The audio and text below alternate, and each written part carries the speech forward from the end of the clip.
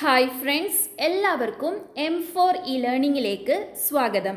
ഇന്നത്തെ ക്ലാസ്സിൽ 8ാം ക്ലാസ്സിലെ ബേസിക് സയൻസ് ടെക്സ്റ്റ് ബുക്കിലെ വൈ ക്ലാസിഫിക്കേഷൻ എന്ന 12ാമത്തെ ചാപ്റ്ററിൻ്റെ ലെറ്റസ് അസസ് എന്ന ഹെഡിങ്ങിൻ്റെ താഴെ വരുന്ന ക്വസ്റ്റ്യൻസ് ആണ് നമ്മൾ ഡിസ്കസ് ചെയ്യാൻ പോകുന്നത്.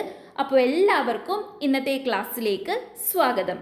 ഒന്നാമത്തെ ചോദ്യം ഇതാണ്: identify the word pair relation and fill in the blanks. Okay, അതായത് ഇവിടെ ഒരു പെയർ തന്നിട്ടുണ്ടാകും, അവർ തമ്മിലുള്ള റിലേഷൻ എന്താണെന്ന് മനസ്സിലാക്കി അടുത്തത് നമ്മൾ തന്നെ ഫില്ല് ചെയ്യണം. ഓക്കെ, ആദ്യത്തെ ഇതിൽ 5 kingdom classification Robert H Whittaker എന്ന് ഓൾറെഡി ക്വസ്റ്റ്യനിൽ തന്നിട്ടുണ്ട്. ഓക്കെ, 5 കിങ്ഡം ക്ലാസിഫിക്കേഷനും റോബർട്ട് എച്ച് വിറ്റാക്കറും തമ്മിലുള്ള റിലേഷൻ എന്താണ്? 5 കിങ്ഡം ക്ലാസിഫിക്കേഷൻ പ്രൊപ്പോസ് ചെയ്ത ശാസ്ത്രജ്ഞനാണ് റോബർട്ട് എച്ച് വിറ്റാക്കർ, അല്ലേ? അങ്ങനെയെങ്കിൽ 6 കിങ്ഡം ക്ലാസിഫിക്കേഷൻ്റെ ആൻസർ എന്തായിരിക്കും? ഇവിടെ കാൾ വോസ് എന്ന് കൊടുത്തിട്ടുണ്ട്, പക്ഷേ ആക്ച്വലി നമ്മുടെ ക്വസ്റ്റ്യനിൽ അതൊരു ബ്ലാങ്ക് ആണ്. ഓക്കെ, അപ്പോൾ 6 കിങ്ഡം ക്ലാസിഫിക്കേഷൻ കണ്ടുപിടിച്ചത് അല്ലെങ്കിൽ അത് പ്രൊപ്പോസ് ചെയ്തത് ആരാണ് എന്നാണ് ഉദ്ദേശിച്ചിരിക്കുന്നത്. ആരാണ്? കാൾ വോസ് ആണ്. ഓക്കെ, 5 കിങ്ഡം ക്ലാസിഫിക്കേഷൻ പ്രൊപ്പോസ് ചെയ്തത് റോബർട്ട് എച്ച് വിറ്റാക്കറും 6 കിങ്ഡം ക്ലാസിഫിക്കേഷൻ മുന്നോട്ട് വെച്ചത് ആരാണ്? കാൾ വോസുമാണ്. ഓക്കെ, ഇനി രണ്ടാമത്തേതിൽ ചരക എന്നതിൻ്റെ ആൻസറായിട്ട് ചരക സംഹിതയാണ് കൊടുത്തിട്ടുള്ളത്. ഓക്കെ, അത് ഓൾറെഡി ക്വസ്റ്റ്യനിലുണ്ട്. എന്താണ് ചരകയും ചരക സംഹിതയും തമ്മിലുള്ള ബന്ധം? ചരകനാണ് ചരക സംഹിത രചിച്ചത്, അല്ലേ? സോ ഇവിടെ ബുക്കും ഓതറും ആണ് കൊടുത്തിട്ടുള്ളത്. അങ്ങനെയെങ്കിൽ ജോൺ റേയുടെ ബുക്ക് എന്താണെന്നാണ് നമ്മളിവിടെ എഴുതേണ്ടത്. ഓക്കെ, അത് ആക്ച്വലി ക്വസ്റ്റ്യനിൽ ബ്ലാങ്ക് ആയിട്ടാണ് കൊടുത്തിട്ടുള്ളത്. ജോൺ റേയുടെ ബുക്ക് ഏതാണ്? ഹിസ്റ്റോറിയ ജനറാലിസ് പ്ലാനറ്റേറം എന്നതാണ് ജോൺ റേയുടെ പുസ്തകം. ഓക്കെ, ചരക സംഹിത എഴുതിയത് ചരകനാണ്. ഹിസ്റ്റോറിയ ജനറാലിസ് പ്ലാനറ്റേറം എന്ന് പറയുന്ന കൃതി ആരുടേതാണ്? ജോൺ റേയുടേതാണ്.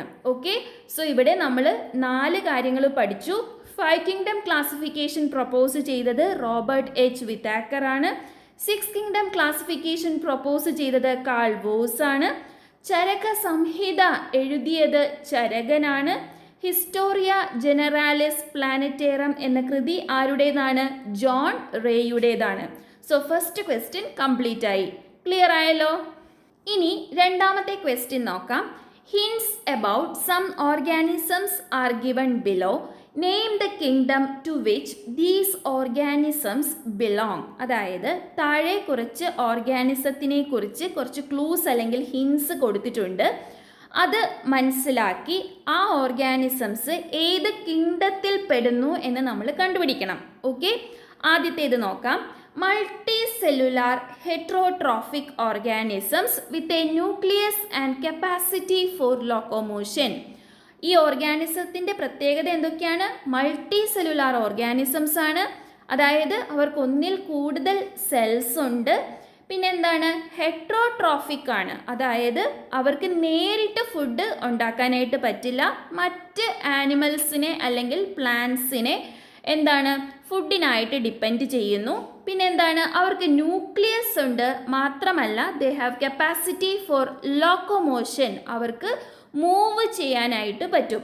ഈ ഒരു കാറ്റഗറിയിൽ വരുന്നത് ഏത് തരം ഓർഗാനിസംസ് ആണ്? ആനിമൽസ് ആണ്, അല്ലേ? ആനിമൽസ് ആണ്, മൾട്ടി സെല്ലുലാർ ആണ്, അവർ ഹെട്രോട്രോപ്പിക് ആണ്, അവർക്ക് ന്യൂക്ലിയസ് ഉണ്ട്, അവർക്ക് മൂവ് ചെയ്യാനായിട്ട് പറ്റും. സോ ഈ ഓർഗാനിസംസ് പെടുന്ന കിങ്ഡം ഏതാണ്? ആനിമാലിയ എന്ന് പറയുന്ന കിങ്ഡത്തിലാണ് ഇവർ പെടുന്നത്. ശരിയാണല്ലോ? ഇനി രണ്ടാമത്തെ കേസ് നോക്കാം.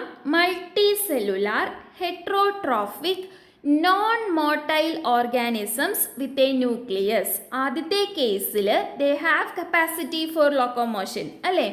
എന്നാൽ രണ്ടാമത്തെ കേസിൽ ആകെ ഒരു ഡിഫറൻസേ ഉള്ളൂ. നോൺ മോട്ടൈൽ ഓർഗാനിസംസ് ആണ്, അവർക്ക് മൂവ് ചെയ്യാൻ പറ്റില്ല. ബാക്കി എല്ലാ ക്വാളിറ്റീസും സെയിം ആണ്. മൾട്ടി സെല്ലുലാർ ആണ്, ഹെട്രോട്രോഫിക് ആണ്, ന്യൂക്ലിയസും ഉണ്ട്, പക്ഷെ മൂവ് ചെയ്യാനായിട്ട് പറ്റില്ല. അങ്ങനെയുള്ള ഓർഗാനിസംസ് ഏത് കിങ്ഡത്തിൽ പെടും? ഫംഗൈ എന്ന കിങ്ഡത്തിലാണ് ഈ ഓർഗാനിസംസ് പെടുന്നത്. ശരിയല്ലേ? ഇനി അവർക്ക് മൂവ് ചെയ്യാൻ പറ്റുമായിരുന്നെങ്കിൽ അവർ ആനിമൽസ് എന്ന കാറ്റഗറിയിലാണ് പെടുന്നത്. അവർ ഏത് കിങ്ഡത്തിലായിരിക്കും? ആനിമാലിയ കിങ്ഡത്തിലായിരിക്കും. എന്നാൽ ഇവിടെ മൂവ് ചെയ്യാൻ പറ്റാത്തത് കൊണ്ട് ഈ ഓർഗാനിസംസ് ഏത് കാറ്റഗറിയിൽ വരും? ഫംഗൈ എന്ന കാറ്റഗറിയിലാണ് വരുന്നത്. ഓക്കെ, ഇനി അടുത്ത കേസ് എന്താണ്? Unicellular organisms with a nucleus. അതായത് ഒറ്റ സെല്ലുലാർ ഓർഗാനിസംസ് ആണ്, അവർക്കൊരു ന്യൂക്ലിയസും ഉണ്ട്. അവർ ഏത് കാറ്റഗറിയിൽ വരും? അമീബ എന്ന കിങ്ഡത്തിലാണ് അവർ ഉൾപ്പെടുന്നത്. ഓക്കെ, ഇനി last one, multi cellular autotrophic non motile organisms with a nucleus. ഇവിടെ ശ്രദ്ധിച്ച് കേൾക്കണം, മൾട്ടി സെല്ലുലാർ ആണ് and they are autotrophic. Autotrophic എന്ന് പറയുമ്പോൾ തന്നെ നമുക്ക് മനസ്സിലാവും അവർ ഏത് കാറ്റഗറിയിൽ വരും? They are plants. അപ്പോൾ ഏത് കിങ്ഡത്തിലായിരിക്കും? പ്ലാന്റ് കിങ്ഡത്തിലായിരിക്കും. പിന്നെ ഇൻ അഡീഷൻ ടു ദാറ്റ് അവർ നോൺ മോട്ടൈലാണ്, അവർക്ക് മൂവ് ചെയ്യാൻ സാധിക്കില്ല, അവർക്ക് ന്യൂക്ലിയസ് ഉണ്ട്. സോ ഇത് കംപ്ലീറ്റ് വായിച്ചു കഴിയുമ്പോൾ എന്തായി?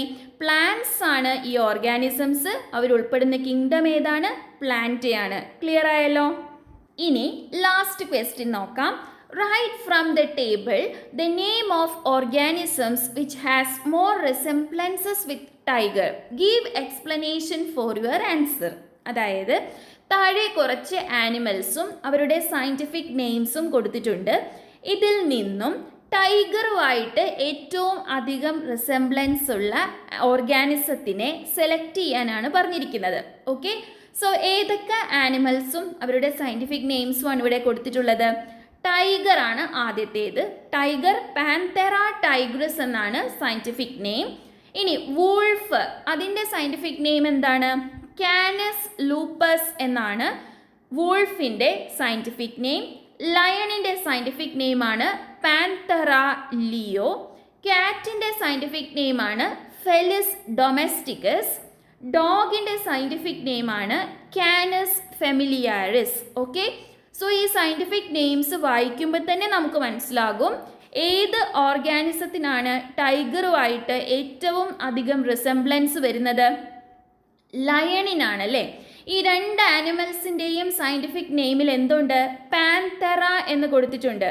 So lion having the scientific name Panthera leo has more resemblance with tiger. അതിൻ്റെ കാരണം എന്താണ്? ലയണും ടൈഗറും രണ്ടു പേരും സെയിം ജീനസിലാണ് ബിലോങ് ചെയ്യുന്നത്. ഏത് ജീനസാണ്? പാൻതെറ എന്ന് പറയുന്ന ജീനസിലാണ് ലയണും ടൈഗറും ഉൾപ്പെടുന്നത്. ക്ലിയർ ആയല്ലോ? സോ ഈ 3 ക്വസ്റ്റ്യൻസ് ആണ് ഈ ചാപ്റ്ററിൽ നമ്മുടെ ടെക്സ്റ്റ് ബുക്കിൽ കൊടുത്തിട്ടുള്ള ക്വസ്റ്റ്യൻസ്. സോ ഈ 3 ക്വസ്റ്റ്യൻസും നിങ്ങൾക്ക് ക്ലിയറായി മനസ്സിലായി എന്ന് വിചാരിക്കുന്നു. നിങ്ങളുടെ അഭിപ്രായങ്ങളും നിർദ്ദേശങ്ങളും കമൻറ്റായി അറിയിക്കാൻ മറക്കരുത്. അതുപോലെ ഇതുവരെ നമ്മുടെ ചാനൽ സബ്സ്ക്രൈബ് ചെയ്തിട്ടില്ലാത്ത കൂട്ടുകാർ എന്തായാലും ചാനലൊന്ന് സബ്സ്ക്രൈബ് ചെയ്ത് സപ്പോർട്ട് ചെയ്യണം. അതോടൊപ്പം തന്നെ വീഡിയോയുടെ ലിങ്ക് നിങ്ങളുടെ ഫ്രണ്ട്സിന് ഷെയർ ചെയ്ത് കൊടുക്കാനും മറക്കരുത്. സോ മറ്റൊരു വീഡിയോയിൽ കാണുന്നത് വരെ താങ്ക് യു ഫ്രണ്ട്സ്.